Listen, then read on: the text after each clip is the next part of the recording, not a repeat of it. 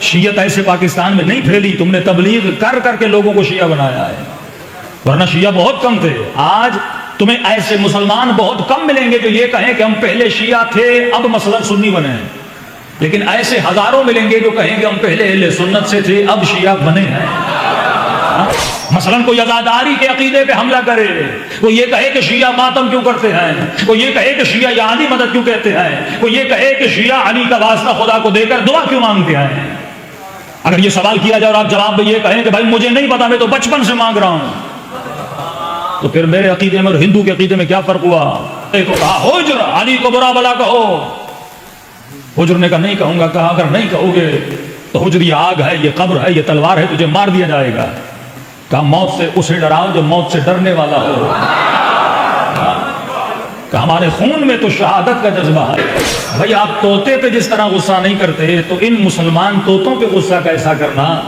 اس پورے مجمع میں سے جو کافر کافر کہہ رہا تھا، ایک بھی بندے کو باہر نکال کے پوچھتے کس بنیاد پہ کافر کہہ رہے ہو، کس عقیدے پہ کافر کہہ رہے ہو، تو جواب یہی ملتا ہے مجھے نہیں پتا، مجھے تو جو سکھایا گیا ہے میں تو وہی بیان کر رہا ہوں۔ تو یہ اپنے مدرسوں میں طوطے بناتے ہیں، عالم نہیں بناتے، کیونکہ جہاں پر عقل ہوتی ہے وہاں پہ علی ہوتا ہے۔ آپ کا دشمن لیکن ہوشیار ہے، وہ کہے گا بھائی میں نے پڑھی آیت، تو نے مجھے کہانی سنا دی، آیت کے مقابلے میں آیت لا۔ ہم نے کہا قرآن اگر پڑھو تو تجھے فضیلت علی بھی نظر آئے۔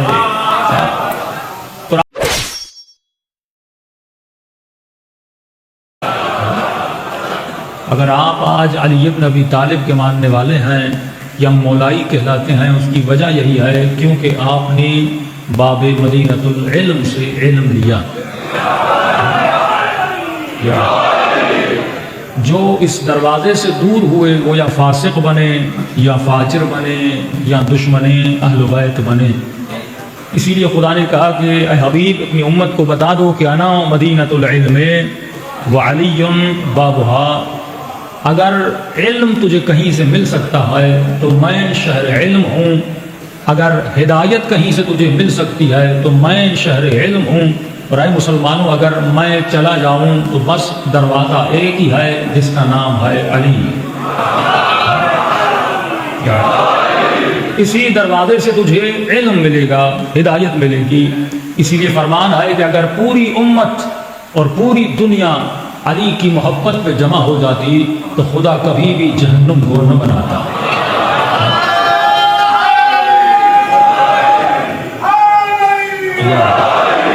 جہنم کا بننا یہ دلیل ہے کہ بندہ علی کے در سے دور تھا، کیونکہ یہ در جنت بھی ہے، در ہدایت بھی ہے، در علم بھی ہے۔ اور مولا فرماتے ہیں میرے چاہنے والے کی نشانی یہ ہے کہ نحن ابناء الدلیل، علی کا چاہنے والا جب بھی بات کرتا ہے تو دلیل سے بات کرتا ہے، اور جہاں دلیل ختم ہوتی ہے وہاں سے گالی شروع ہوتی ہے۔ فرمایا ہمارے چاہنے والے کبھی گالیاں نہیں دیتے بلکہ دلیل دیتے ہیں۔ 70,000 ممبروں سے علی کو گالیاں دی گئی لیکن علی نے جواب گالی سے نہیں دیا، دلیل سے دیا۔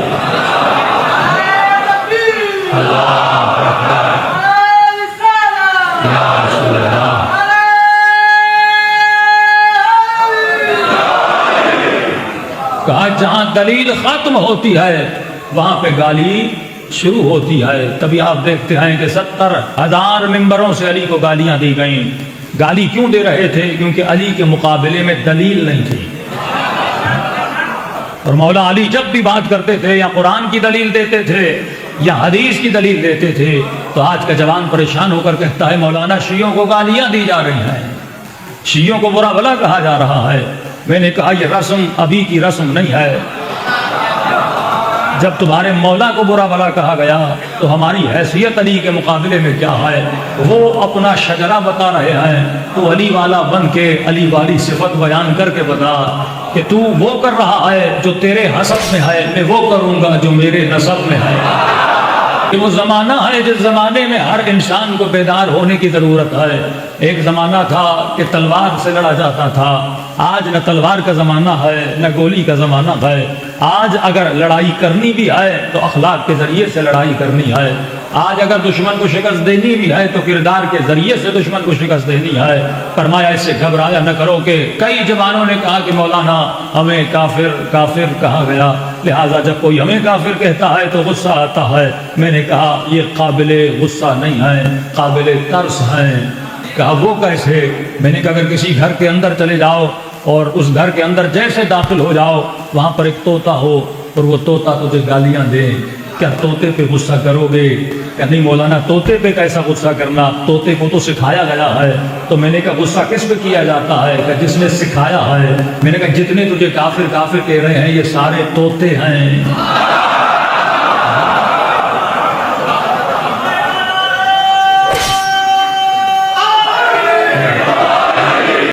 بھائی آپ طوطے پہ جس طرح غصہ نہیں کرتے ہیں تو ان مسلمان طوطوں پہ غصہ کیسا کرنا؟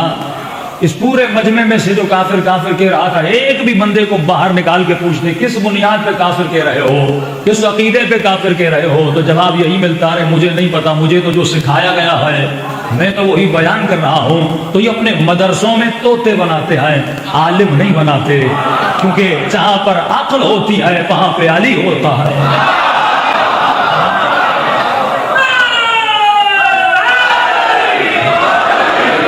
عقل دلیل مانگتی ہے، عقل انسان سے یہ پوچھتی اگر کسی کو برا بھلا کہہ رہے ہو تو کس بنیاد پہ کسی کو برا بھلا کہہ رہے ہو، اگر کسی کو گالی دے رہے ہو کس بنیاد پہ گالی دے رہے ہو۔ اس لیے امام فرماتے ہیں شیعو یاد رکھنا نحن ابناء الدلیل، تم جو بھی بات کرو اس کی بنیاد دلیل ہونی چاہیے، عقل ہونی چاہیے، کیونکہ تیرا امام بھی عقل کل ہے، اس کا ماننے والا بھی عقل مند ہونا چاہیے۔ تو جب بھی کوئی آپ پر اعتراض کرے تو جواب کیسے دینا چاہیے؟ دلیل سے دینا چاہیے۔ مسلمان کو کہو یہ قرآن کی آیت ہے فاسألوا اہل الذکر ان کنتم لا تعلمون، کس سے پوچھو؟ اہل ذکر سے پوچھو جن کے پاس علم ہے۔ اب دو مسائل ہیں شیعہ اور دوسرے مسلمانوں میں۔ ہمارا موقف یہ ہے کہ قاتل کو قاتل کہو، مقتول کو مقتول کہو۔ ہم ہرگز قاتل کو بھی رضی اللہ اور مقتول کو بھی رضی اللہ نہیں کہہ سکتے، کیونکہ یہ عقل کا تقاضا ہے۔ ایک ظالم ہے ایک مظلوم ہے، کیسے ممکن ہے کہ عمار کو مارنے والا بھی رضی اللہ ہو اور عمار بھی رضی اللہ ہو؟ کیسے ممکن ہے جناب حجر ابن عدی کو قتل کرنے والا بھی رضی اللہ ہو اور حجر بھی رضی اللہ ہو؟ تو ایک لفظ استعمال کیا جاتا ہے، اگر وہ لفظ امت سمجھ جائے، چھوٹی چھوٹی باتیں ہیں اگر آپ سمجھیں گے تو مکتب اہل بیت کو پھیلانے کی صلاحیت رکھ سکتے ہیں۔ مجلسوں میں آپ ایک دعا کرتے ہیں کہ پروردگارہ مجھے لشکر امام زمانہ کا سپاہی بنا۔ یہ بنا کیا ہوتا ہے؟ اے خدا میں لشکر امام زمانہ کا سپاہی ہوں، مجھے ثابت قدم رکھ۔ بنا جب کوئی امام آئیں گے اور انٹرویو لیں گے اور سپاہی بنائیں گے، تو 24 گھنٹہ ابھی بھی امام زمانہ کا سپاہی ہے۔ جب ہم دعا کرتے ہیں نا اہدنا الصراط المستقیم، تو ہمارے یہ ترجمہ نہیں کہ صراط مستقیم دکھا، ہم کہتے ہیں ہم صراط مستقیم پر ہیں، ہمیں ثابت قدم رکھ۔ راستہ وہ ڈھونڈے جنہیں نہیں ملا، ہمیں تو علی کا راستہ کب کا مل چکا ہے۔ تو ہم تو ہیں ہی صراط مستقیم پر، بس دعا یہ کیا کرو کہ پروردگارہ ہمیں ثابت قدم رکھ۔ جس راستے پر چل رہے المؤمن کے جبل الراسخ، مومن مضبوط پہاڑ کی طرح ہوتا ہے، خدا مجھے پہاڑ والی مضبوطی عطا کر کہ تلواروں کے سائے میں میرا وجود لرزے نہ۔ کہ جب حجر ابن عدی کو کہا حجر علی کو برا بلا کہو، حجر نے کہا نہیں کہوں گا۔ کہا اگر نہیں کہو گے تو حجر یہ آگ ہے، یہ قبر ہے، یہ تلوار ہے، تجھے مار دیا جائے گا۔ کہا موت سے اسے ڈراؤ جو موت سے ڈرنے والا ہو۔ کہ ہمارے خون میں تو شہادت کا جذبہ ہے۔ بعض مورخ لکھتے ہیں صرف جناب حجر ابن عدی کو نہیں، ان کے 2 بیٹوں کو بھی مارا گیا، اور جب مارنے کی باری آئی تو جناب حجر نے کہا پہلے مجھے نہیں، پہلے میرے بیٹوں کو مارو پھر مجھے مارو۔ کہ حجر یہ فطرت کے خلاف ہے، وہ کون سا باپ ہے جو نظروں کے سامنے بیٹوں کو مرتا ہوا دیکھے؟ کہا کوئی باپ دیکھنا نہیں چاہتا، لیکن میں چاہتا ہوں کہ بیٹے میرے سامنے مرے۔ کہا حجر کیوں؟ کہ کہیں ایسا نہ ہو پہلے مجھے مارو، ان کا ایمان کمزور ہو جائے۔ میں نظروں کے سامنے ان کو جنت میں جاتا ہوا دیکھنا چاہتا ہوں۔ تو ماں فرماتے تو ابناء الدلیل ہے، تیرے ہر عقیدے کے پاس دلیل ہونی چاہیے۔ تو سپاہی امام زمانہ ہے، یہ کیا ہے کہ مجھے امام زمانہ کا سپاہی بنا؟ تو کوئی مومن کہے مولانا اگر سپاہی ہوں تو دفاع کیسے کروں امام زمانہ کا؟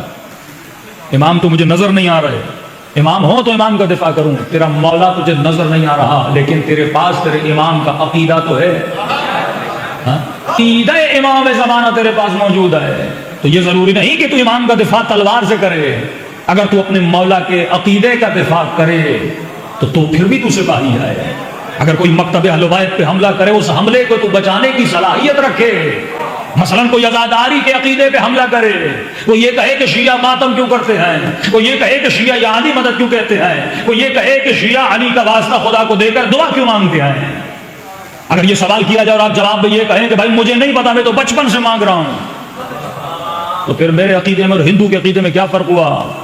اس سے بھی جب سوال کیا جاتا ہے بتوں کے سامنے کیوں جھکتے، وہ بھی یہی کہتا ہے بچپن سے جھک رہا ہوں، باپ کے کہنے پر، معاشرے کے کہنے پر، لیکن اگر علی کے ماننے والے ہو تو اس عقیدے کا دفاع کرنا بھی جانو کہ جب تمہارے اوپر شرک اور کفر کے فتوے لگائے جاتے ہیں اور تمہارا جوان اس قابل نہ ہو کہ اپنے عقیدے کا دفاع کرے کہ میں ماتم کرتا کیوں ہوں، میں حسین پہ گریہ کرتا کیوں ہوں، میں اگر اپنی دعاؤں میں اہل بیت کا واسطہ دیتا ہوں تو اس کی دلیل کیا ہے؟ ایک بھی دلیل یاد کر لو تو ایک بندے کو مکتب اہل بیت میں لا سکتے ہو، اور اگر تم نے ایک بندے کو ہدایت دی تو قرآن کی آواز آتی ہے من احیاھا فکأنما احیا الناس جمیعا، جس نے ایک انسان کو زندگی دی، دنیا تو کہے گی اس نے ایک انسان کو زندگی دی ہے، لیکن میں خدا کہوں گا اس نے ایک کو زندگی نہیں دی، اس نے پوری کائنات کو زندگی عطا کر دی۔ حسین نے ایک شخص کو حر بنایا، یہ ایک حر نے پوری کائنات کو حریت عطا کر دی۔ آج اگر مجلس حسین میں بیٹھے ہو، کربلا کے چند شہداء تھے لیکن ان شہداء نے کتنی رونق بخشی، تو ایک بہت بڑا اعتراض ہوتا ہے شیعوں پر کہ یہ دن رات مجلسیں کرتے ہیں، ذکر حسین کرتے ہیں، کہ ان کو کوئی اور کام نہیں زندگی میں، تو پہلا جواب تو شاعر نے دیا کہ کیا بتاؤں تجھے ہے کدھر زندگی، کیا بتاؤں تجھے کہ ہے کدھر زندگی، ہے علی جس طرف ہے ادھر زندگی، کیا بتاؤں تجھے ہے کدھر زندگی، ہے علی جس طرف ہے ادھر زندگی، دیکھو ہرگز نہ چھوڑنا در مرتضی علی ورنہ ہو جائے گی در بدر زندگی، زندگی در بدر ہے اگر علی کا در نہ ہو۔ تو ایک سوال کیا جاتا ہے کہ شیعوں کے پاس کوئی اور کام نہیں، ہم نے کہا کیوں؟ کہ تم اپنی مجلسوں میں جب دیکھو اولاد چاہیے، بیمار ہو، پریشان ہو، بے اولاد ہو، قرض دار ہو، یہ خدا کو علی کا واسطہ کیوں دیتے ہو؟ اعتراض ہوتا ہے نا، کا منت مانتا ہے بندہ میں کربلا جاؤں گا، نجف جاؤں گا اور وہاں جا کر بیٹا مانگوں گا، اللہ کو اللہم صلی اللہ محمد علی محمد وجل فرجہ، وہاں جا کر خدا کو علی کا واسطہ دوں گا۔ ہم نے کہا کیوں؟ اس میں برائی کیا ہے؟ کہ قرآن کی آیت ہے، آواز آتی ہے نحن اقرب الیہ من حبل الورید، دشمن کی دلیلوں کو بھی ذہن میں رکھا کرو، کہ اللہ کی آواز آتی ہے قرآن میں کہ میں تمہاری شہرک کی رگ سے زیادہ قریب ہوں، کہ جب خدا اتنا قریب ہے تو پھر نجف جانے کی کیا ضرورت ہے، کربلا جانے کی کیا ضرورت ہے؟ اب سیدھا سادہ مومن ہوگا وہ تو پھنس جائے گا نا، پھر وہ وہی کہے گا کہ تمہیں تیرا عقیدہ مبارک، مجھے میرا عقیدہ مبارک۔ یہ روش حسین کی نہیں ہے، جو تیرا عقیدہ ہے اور اگر حق کا عقیدہ ہے تو حق کو پھیلاؤ۔ شیعت ایسے پاکستان میں نہیں پھیلی، تم نے تبلیغ کر کر کے لوگوں کو شیعہ بنایا ہے، ورنہ شیعہ بہت کم تھے۔ آج تمہیں ایسے مسلمان بہت کم ملیں گے جو یہ کہیں کہ ہم پہلے شیعہ تھے اب مثلا سنی بنے ہیں، لیکن ایسے ہزاروں ملیں گے جو کہیں گے ہم پہلے اہل سنت سے تھے اب شیعہ بنے ہیں۔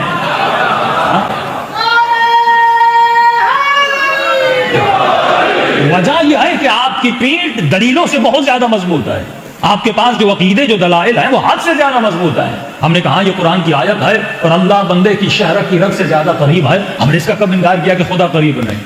جب چاہو رب سے مانگو رب سنتا ہے، جب چاہو خدا سے مانگو وہ عطا کرتا ہے، لیکن انسان ہے سراپا نیاز، وہ ہے رب بے نیاز۔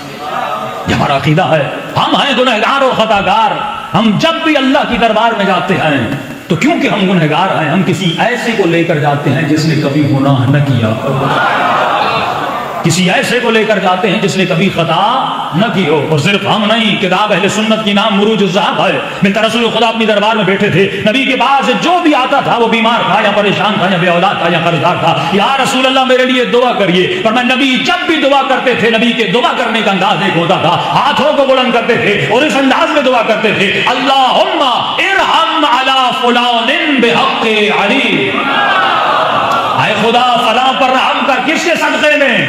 علی کے صدقے میں ملتا ہے دربار میں. جس طرح آج بھی مبغض ملیں گے اور محب ملیں گے، اس زمانے میں بھی کچھ مبغض اور محب تھے. دو ایسے بیٹھے ہوئے تھے جو کہنے لگے یہ کیسے انصاف کی بات ہے، مصطفیٰ جب بھی دعا کرتے ہیں علی کا نام لے کر دعا کرتے ہیں. ارے ہم سامنے بیٹھے ہوئے علی گھر میں تشریف رکھتے ہیں، لیکن پھر بھی ہمیں دیکھ کر ہمارا نام نہیں لیتے. کبھی ہمارا نام بھی لیا کریں. تو آج کہتا ہوں یا رسول اللہ تھوڑا سا انصاف تو کریے، کبھی کبھی ہمارا نام بھی لے کر دعا کریے. یہ کہنے ہی والا تھا ساتھی نے کہا صبر کرو، صبر کا پھل میٹھا ہوتا ہے. کہ کیسا صبر کا؟ دیکھو دنیا آتی ہے نبی علی کا نام لیتے ہیں، ایک دن آئے گا جب علی خود بیمار ہو جائیں گے تو مصطفیٰ مجبوری میں یا تیرا نام لے کر دعا کریں گے یا میرا نام لے کر دعا کریں گے. عجیب اتفاق یہ تھا کہ ایک دن مولا علی نبی کی خدمت میں کہنے لگے یا رسول اللہ علی کی طبیعت ناساز ہے، ذرا علی کے لیے دعا کریے. یہ دونوں ایک دوسرے کو دیکھنے لگے، کوہنیاں مارنے لگے. اب دیکھنا یا تیرا نام آئے گا یا میرا نام آئے گا. بس مصطفیٰ نے دعا کے لیے ہاتھوں کو بلند کیے اور بڑے عجیب انداز میں دعا کی. اللہم ارحم علی علی بحق علی، آئے خدا علی پر رحم کر. اللہم ارحم علی علی بحق علی، آئے خدا علی پر رحم کر علی کے صدقے میں.